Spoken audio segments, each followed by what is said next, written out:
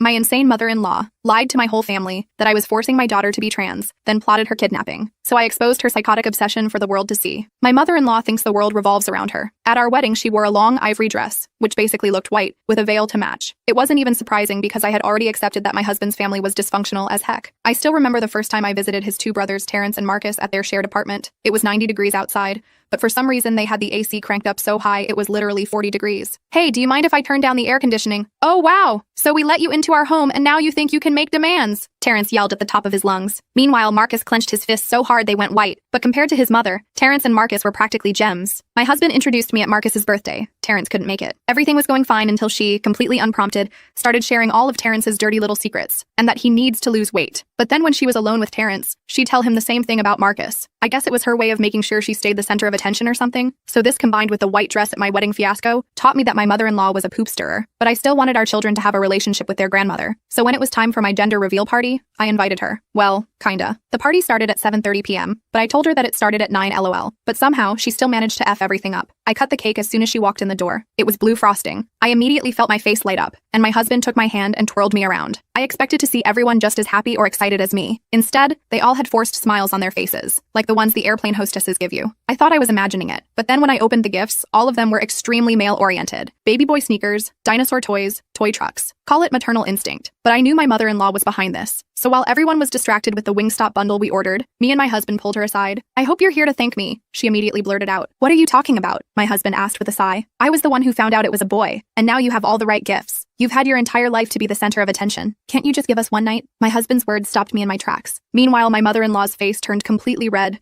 and she glared at me like the whole thing was my fault. My husband didn't say anything else, just grabbed her shoes and coat, handed them to her, and opened the front door for her to leave. There were no other complications with the pregnancy, so instead of getting another ultrasound, we decided to just save the money to build Owen's room. And by we, I mean my husband, because my feet had swelled so much that walking was very uncomfortable. He painted the room blue, bought shelves, a cot, Spider-Man lights from IKEA, and put them all together by himself without me asking or lifting a finger. To all the girls reading this, please take this as your sign to never settle. Fast forward to a few weeks later when the baby was finally born, and a wave of anger boiled my blood, because as the pregnancy hormones pumped through my veins and exhaustion flooded my head, I was forced to deal with the fact that my mother-in-law had lied to us. Our baby Owen was actually a baby Bella. I had given birth to a baby girl. My mother-in-law was in the waiting room waiting to come into the birthing room, but my husband never called her in. I heard him whisper shout, "What the F is wrong with you? I spent dozens of hours and not to mention a shot ton of money preparing a boy's room." She interrupted him to cackle. It was so ugly and loud I actually thought the glass from the window was about to crack. "Why are you so serious, Wern?" she yelled. Even the nurses were giving her dirty looks. My husband called over a security guard and asked him to escort her out. And I guess he caught the bad vibes because he actually listened. When my husband came back, he promised we would go NC with her,